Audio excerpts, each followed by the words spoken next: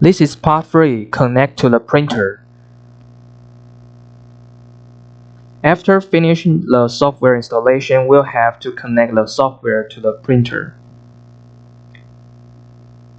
Plug in the power cord to the printer before connecting. The input voltage of the printer can be 110 volts or 220 volts. Turn on the power of the printer.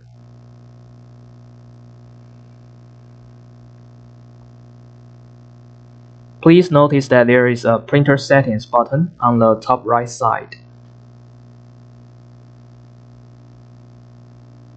Click printer settings and select your printer type. Here will be S200.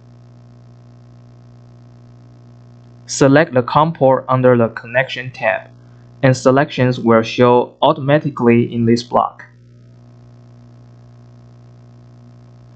Check the nozzle diameter under the Extruder tab as well.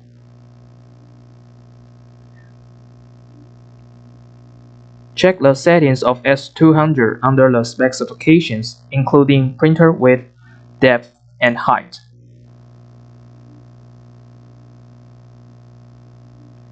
Click OK after checking all the settings. There is a Connect button on your top left side. Click Connect, and the color will change from red to green when it's done.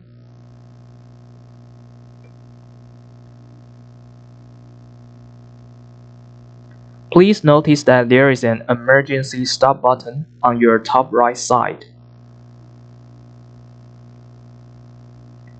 If anything wrong happens, please press emergency stop button immediately.